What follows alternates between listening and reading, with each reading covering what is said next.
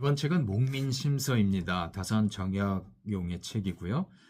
제가 읽은 책은 동서문화사에서 나온 책을 읽었습니다.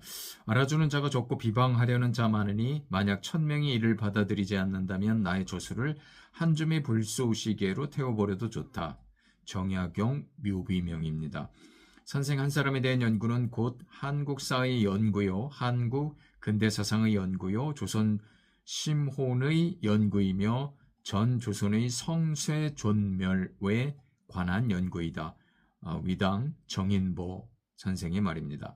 조선 후기 실학사상의 집대성자이자 대표적 개혁사상가인 다산 정약용이 만약 18년간의 유배를 끝내고 1819년 그의 암행어사 시절 잘못을 지적당했던 서영보의 강력한 반대를 무릅쓰고 재등용이 되었다면 조선의 역사는 다시 쓰였을 수도 있었을 것입니다. 11살의 순조가 즉위하면서 시작된 안동 김씨의 세도정치는 영종조 시대의 개량 국면을 마감시키고 결국은 한나라의 500년 사직을 무너뜨리고 주권까지 팔아먹게 한 울분과 한의 역사를 만들어내고 말았습니다. 역사에서 만약은 없습니다. 하지만 철저한 배움은 있어야 합니다.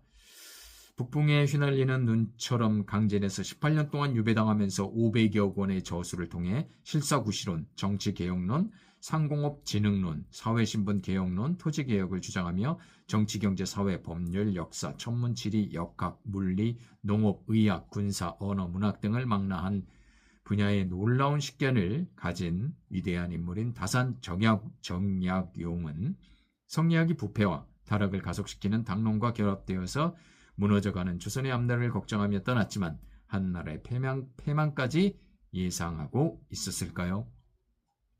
다산은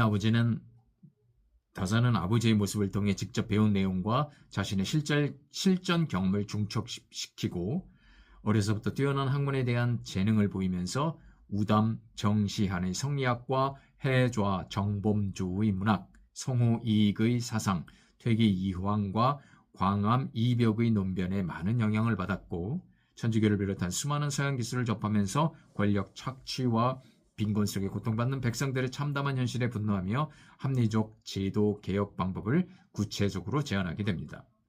1818년 순조 18년 다산의 57세에 총 12편 72개 조항으로 고관 대작부터 하급 관리에 이르기까지 청렴한 공직윤리 회복과 공정한 행정을 위한 목민심서가 탄생합니다. 백성을 잘 보살피는 것을 목민이라 하고 심서라 한 것은 목민하고자 하는 마음만 있을 뿐 몸소 실행하기에는 너무 어려운 일이라는 생각으로 붙인 이름입니다. 백성들은 여위고 공궁하며 병까지 드는데 가장 가까이 있으면서 직접 다스리는 관리들은 자기 배만 채우고 목민하는 방법을 모른다는 피맺힌 안타까움이 절절합니다. 조선 후기 사회 경제의 실상을 파악하기에는 정말 중요한 자료입니다. 경국대전, 국조오례의, 운곡정요, 임관정요, 치현결 등의 법전이나 지방행정서, 예기, 주역, 동몽훈, 시경 등의 고전과 공자 및 맹자의 저서는 물론 다산 필담과 성산록 등 자신의 저서까지 수많은 책들에서 전하는 명언과 사례들을 수집하여 작성하였습니다. 관리들의 몸가짐 하나부터 거의 모든 상황에 대한 정신적 태도와 행동 요령을 거대한 교본으로 만들어 의식주를 비롯한 아주 세세한 부분까지 24시간 전 시간의 쓰임을 논하고 있습니다. 수령 임무가 얼마나 어려운지 알리고 대학에서 말하는 수기치인을 배워 본분을 제대로 파악하고 묵민해야 함을 강조하며 자기 자신을 바르게 하고 청백사상을 기본으로 지방관리, 부임부터 해임까지 실무 문제를 상세히 정하여 진지하고 이해하기 쉽게 설명합니다. 애민사상과 애국심을 바탕으로 서술 관점은 전적으로 백성의 편입니다. 1편 부임에서 4편 애민까지는 묵민관의 자세, 5편 이전에서 10편 공전까지는 아전과 군교 및 군졸의 단속, 별간 임용의 신중, 현인 청거의 중요성을 말합니다. 6편 호전은 농업진흥과 민생안정을 위한 호족정리와 부세제도의 개선, 7편 예전은 제사의식과 백성교화 및 진보적 교육관, 8편 병전은 군정개혁안, 9편 형전은 봉건적 형벌제도, 남용 견제, 10편은 10편 공전은 산업개발 문제와 그 대책, 11편 진황은 빈민구제와 구황 정책, 12편 해관은 벼슬 마무리 지표가 나옵니다. 당시는 봉건사회에서 근대사회로 넘어가는 과도기로 임진왜란과 병자호란에 의해 백성들의 삶은 도탄에 빠지고 나라의 국고는 거덜난 상태에서 가혹한 세금이 부과된 시대였습니다. 들뿌리와 나무 껍질로 겨우 연명하는 농민과 천민, 몰락 양반 중심으로 밀란까지 일어나며 결국은 동학혁명의 농민전쟁까지 일어나고 산농공상의 봉건적 질서가 무너지기 시작하는 등 새로운 시대적 요구는 더욱 거세져만 갔습니다. 다사는 1783년 진사에 합격하고 성균관에 들어간 후 규장각과 홍문관 등 중앙관서에 몸담다가 1794년 33살에 경기도 암행어사 시절에 각박한 사회현실에 눈을 뜨게 됩니다. 정조로부터 특별대우를 받은 다사는 천주교 때문에 1790년 처음 충청도 해미로 귀향을 가나 10일 만에 돌아오고 1792년 홍문관 수찬이 되어 수원성 축성법을 작성, 규장각 편찬사업 등에 참여하면서 서학연구로 탄핵과 복귀를 반복합니다.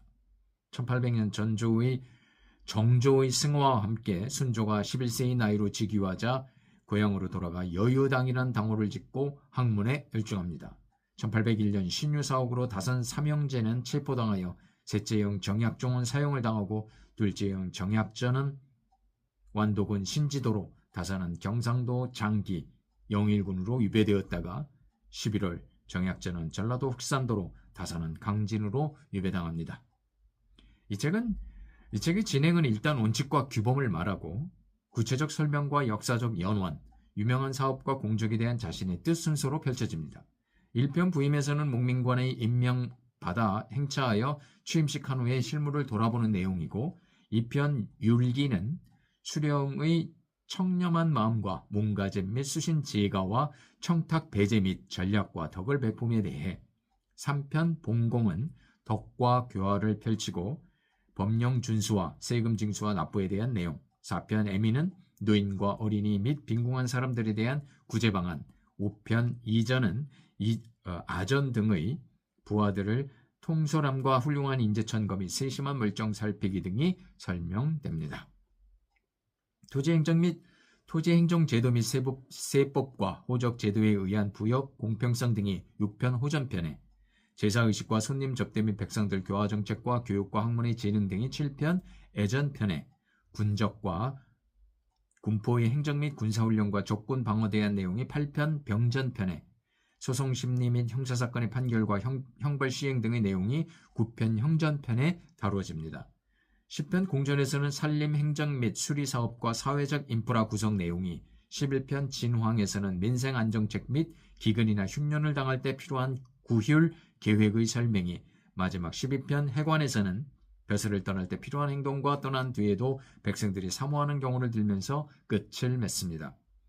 정약용의 저자는 크게 세 가지로 나눌 수 있어 자기 수양에 관한 육경사서, 경학, 천하와 국가를 위한 일표 이서, 경세론, 기타 시문 잡저로 분류합니다. 다산의 경학은 성리학의 관념적 틀을 깨는 데부터 시작하면서 독자적 경학 체계를 구축하죠. 탈주자학이고 반주자학으로 불리며 공맹사상의 원조 유학을 지향합니다. 현실적이고 인간적인 정감과 사회적 현실을 중시하고 인간의 욕망을 긍정하며 인간의 자유의지를 인정합니다. 덕은 실천의 결과라는 실천적 도덕론이고 성인이 되기 위해서는 하늘을 섬기고 인을 실천해야 한다고 강조합니다. 서학, 양명학, 고징학 등의 다양한 이론과 방법을 끌어들임은 광범위한 중국 고전 등 문헌을 철저히 고증한 탓입니다.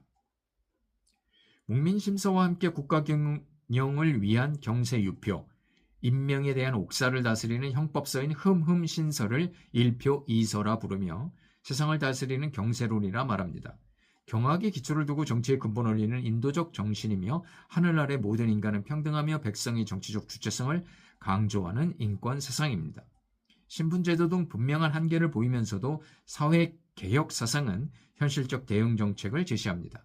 임금 역시 백성에 의한 추천으로 보는 민본의식과 정치는 인륜의 실천이고 법과 제도는 언제나 백성 편에 있어야 한다는 주장은 당시로서는 조선 사회를 통째로 흔들 만한 개혁 사상이었습니다.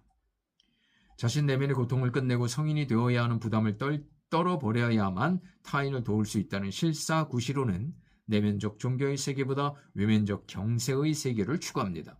성리학은 성인이 되기 위해 수행하는데 온 힘을 쏟지만 성인이 되기까지의 세상은 어떻게 관리되어야 하는지 다사는 성리학자들에게 묻고 있습니다. 성인이 다스리는 세상은 언제 올 것이며 완성되기 전까지의 세상은 누가 다스린단 말인가?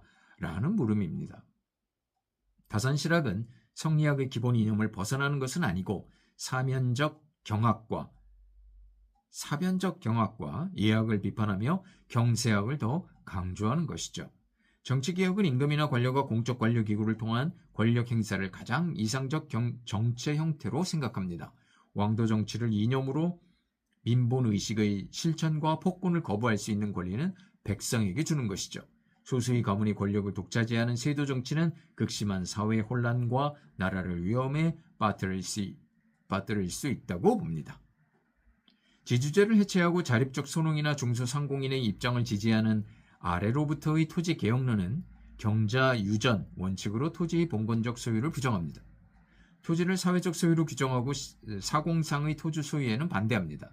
상업적 농업을 추구하면서 자본주의적 개별 경영을 주장한 것이죠.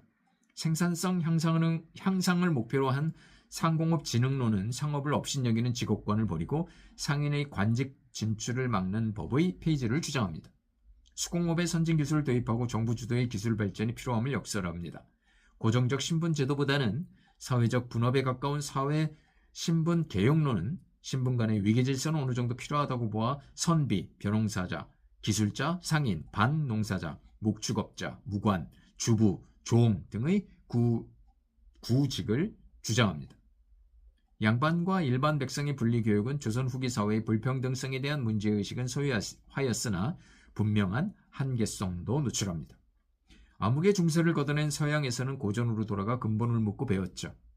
지정학적 위치의 한계로 여전히 강대국들에 둘러싸여 소신 있게 주장을 펼치며 발언하기는커녕 남북 분단의 고착화로 인해 오히려 대한민국의 현실은 정치 경제적으로 수많은 위기와 위험 요소를 안고 있습니다.